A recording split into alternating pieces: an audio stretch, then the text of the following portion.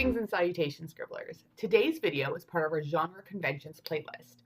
Today, we're tackling cozy mysteries. Cozy mysteries ranks right up there with romance books and being one of the most bought and read genres. The ability of a cozy to take on something a bit difficult like a murder and keep it lighthearted and fun keeps readers coming back for more. Escapism has become even more popular as the world continues to shift towards a darker reality every day. Cozy mysteries are a subgenre of crime fiction.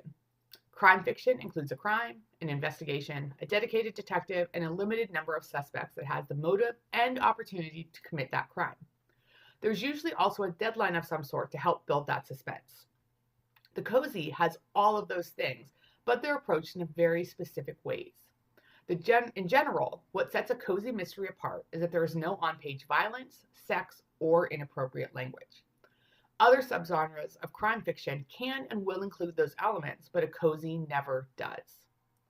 Agatha Christie is considered what is one of the main creators of this genre, so if you're looking for good examples, pick up any of her books. Also, fun fact, National Cozy Mystery Day is celebrated on her birthday, so mark your calendars and tuck in to read your favorite cozy mystery in September. All right, let's examine some of the other elements in our cozy mystery. First, the investigation is normally run by an amateur sleuth who has no actual background in investigation. The sleuth, who is a POV character, is searching for the truth mainly for justice. A key theme of a cozy is the idea that if you break the law or harm someone, you will be caught and punished. So the amateur sleuth is always in it for the right reasons. Because these are often set in small towns, the crime will usually have something to do with the niche job or career that the amateur sleuth has. In Dead and Breakfast by Kat Hillis and Rosie Thor, Arthur is the owner of a bed and breakfast where the first body is found, and he and his husband quickly become prime suspects. In A Wicked Yarn by Emmy Caldwell, knitting enthusiast Leah is at the fair when her best friend's ex-husband is murdered. Rumors spread quick, and Leah needs to clear her best friend's name. In both these examples, the amateur sleuth has no investigative backgrounds. Both are competent and independent and border on being a busybody. This gives the amateur sleuth the wherewithal to hunt down and talk to suspects.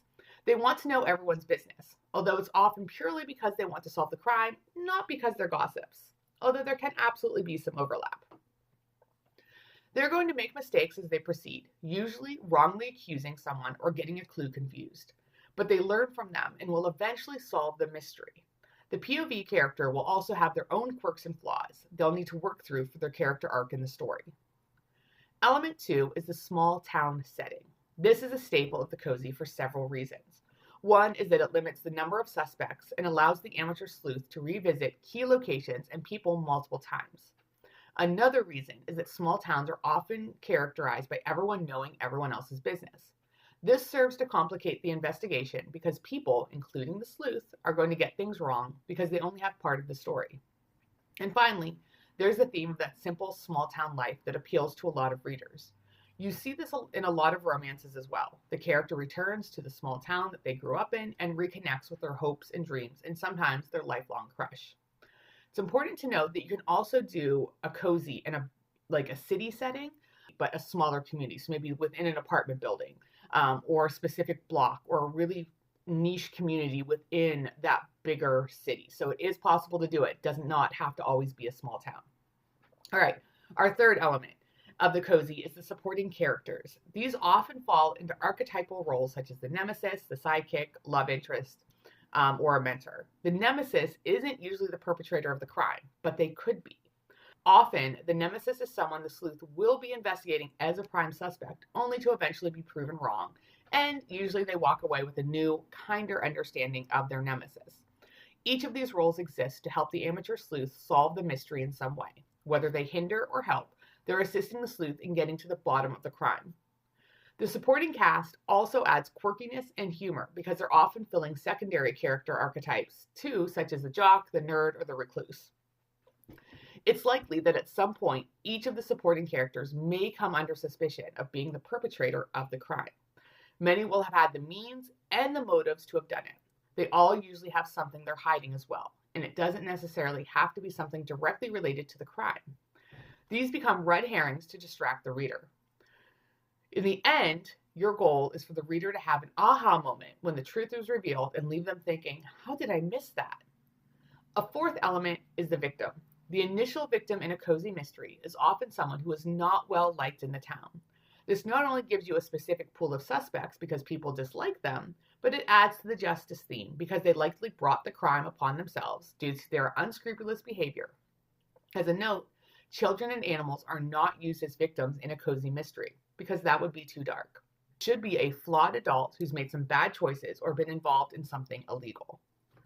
The fifth and final element I'm going to talk about is how the end is set up.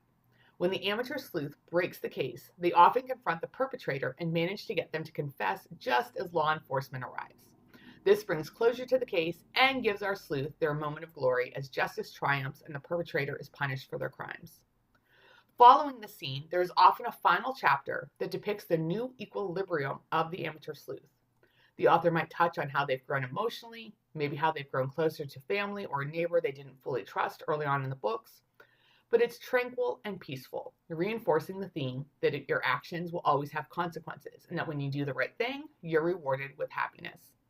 And a final note is that a murder isn't the only crime that cozy mysteries solve. It could be a heist, a kidnapping, blackmail, etc. Just remember the rules about no on-page violence, sex, or foul language. You can also blend the cozy mystery with other genres. Romance, fantasy, historical, just to name a few. Drop your favorite cozy mystery into the comments below. I'd love to add more books to my TBR. That's it for today. Happy writing, Scribblers!